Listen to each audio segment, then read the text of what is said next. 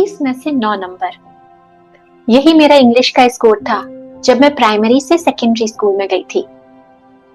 मुझे वो दिन आज भी याद है।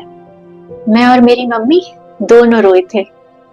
मैं इसलिए रोई थी क्योंकि मैं फेल हो गई थी और मेरी मम्मी इसीलिए रोई थी क्योंकि उन्हें लगा कि स्कूल बदलने का फैसला सही था।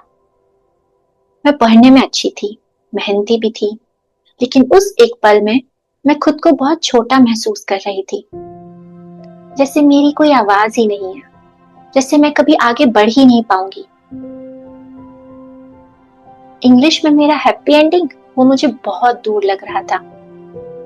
साल बीतते गए, मैं कोशिश करती रही, लेकिन इंग्लिश आज भी एक पहाड़ जैसी लगती थी जिस पर चढ़ना मेरे बस की बात नहीं। फिर एक दिन कॉलेज में एडमिशन से ठीक पहले फोन की घंटी बजी। दूसरी तरफ कोई इंग्लिश में बात कर रहा था। मेरे मुंह से सिर्फ यस और नो निकल पाया। कॉल खत्म हुई। मम्मी ने पूछा कौन था, क्या हुआ, लेकिन मैं अपने ही डर में खोई हुई थी। मैंने उनकी तरफ देखा और कहा, मम्मी शायद मैं कभी इंग्लिश में बात नहीं कर पाऊंगी। उन्होंने मेरा डर सुना, जज नहीं किया, फिर प्यार से मुझे मेरी जिंदगी की सारी लड़ाइयां याद दिलाई।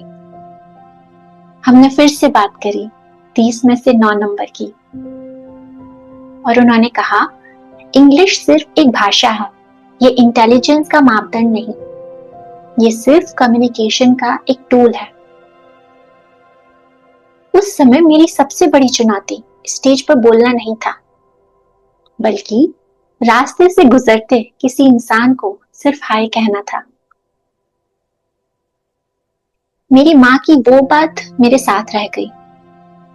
आज मैं बहुत आगे आ चुकी हूँ, एक छोटे शहर की शर्मीली लड़की से एक कोच बनने तक, जो उन लोगों को कोच करती है जो मुझसे उम्र में बड़े हैं, इंग्लिश में फ्लुएंट हैं, जिनका एक्सेंट बहुत स्ट्रांग है, और फिर भी मैं उनकी ट्रांसफॉर्मेशन के लिए स्पेस होल्ड कर रही हूँ।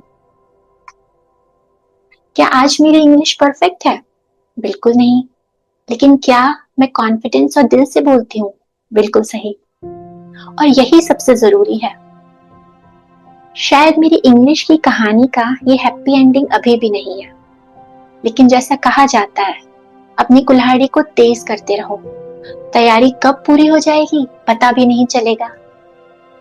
अपने सफर पर भरोसा रखो, तुम्हारी आवाज मायने रखती है, एक्सेंट हो या ना हो।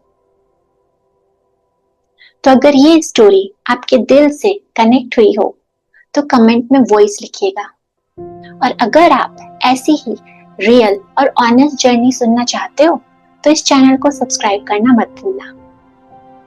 बाय।